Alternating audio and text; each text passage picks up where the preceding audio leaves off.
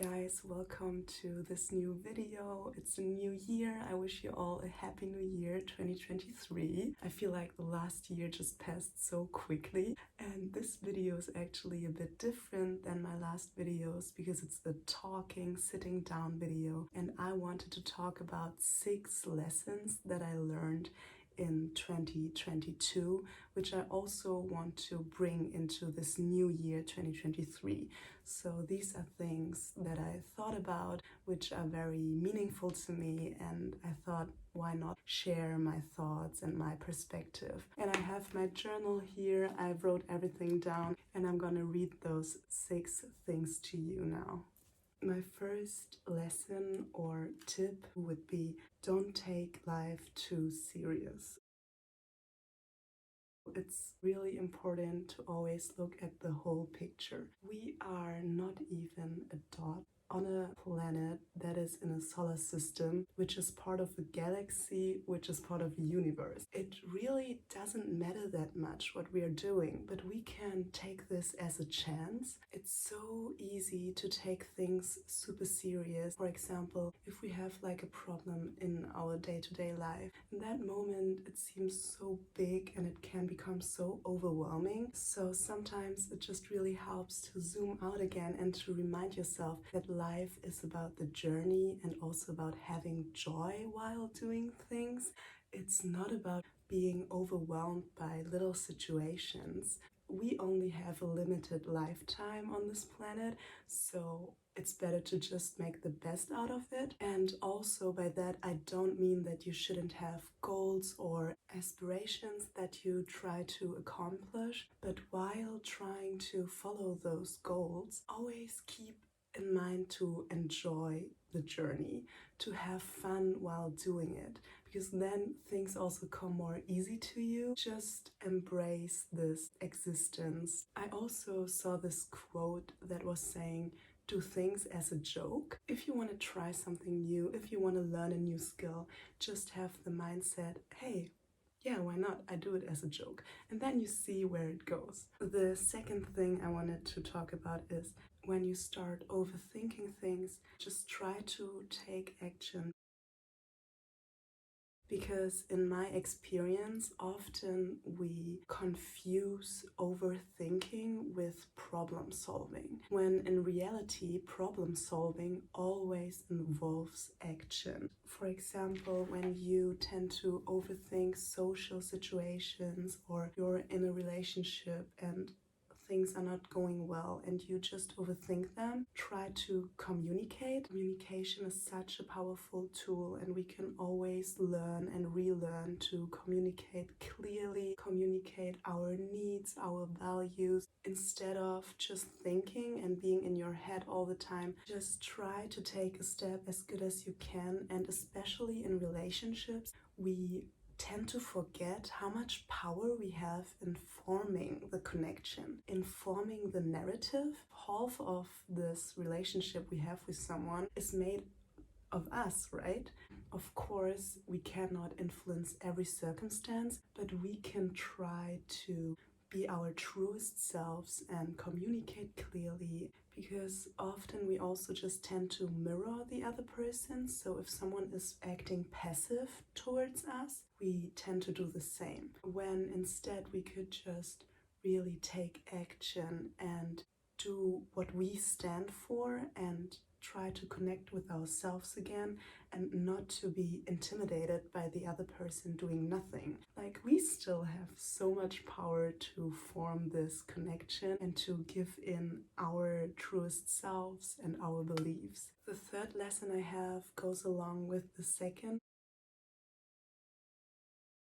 The relationships we have with others actually say a lot about the relationships we have with ourselves. In communicating well, we also stay true to ourselves, because we communicate our values, we really say what we need, and in that way we build self-respect, because we can go back and say, hey, I tried my best, and how the person reacts, that's another story. Like how I said, of course we can form a lot. We can influence the outcome, but we cannot determine the outcome. as a part of this third tip or lesson I learned is that I really changed my belief about soulmates in 2022, especially when it comes to like romantic partnerships and stuff. When I was younger, I tend to believe in finding that one soulmate, like an individual that ticks all those boxes and that is just like the perfect fit. But over the years, I learned that it's actually not that much about the individuals. Of course, it should be a good person and they should have the same values as you, or they should have like traits that you admire. But the more important thing is actually the will in building a meaningful connection. If two individuals meet each other, they can be the perfect fit, like they can be like soulmates, how people would understand. But in the end, if they don't have the willpower to create something, it wouldn't work out, right? Two people can really be meant for each other, but they have to put the effort in and they have to take action. And then what comes out is this beautiful connection and relationship. And yeah, you can really build something with another individual if you want to. And I think this is so important because it also shows how much power each of us have in our tiniest actions, and how we should always be aware of that our words and actions really matter, and that we can create the connections that we seek if we find individuals that are also willing to do so. So the fourth lesson I learned is that people who judge other people are often very critical about themselves. I do believe that those people who are very judgy towards new people they encounter are mostly very insecure. And they can also identify strongly with their egos. It says a lot about where they stand when it comes to self-acceptance. So for example, if someone has really strong values that it's very important to be always very polite when you are in new social situations, to be very polite towards others, and they just really believe in it. And then someone comes into a new social situation, it's like joking a lot, not being polite, just putting themselves out there. This can actually hurt the ego. Then they can tend to judge and say something like, hey, why aren't you polite? Because they don't give themselves the freedom to be maybe a bit more chill about situations, a bit more easygoing, because their ego identifies with the value that being polite should be the norm, should be the normal. And if they meet people who don't act that way, but it works, then their ego can get hurt. I think that is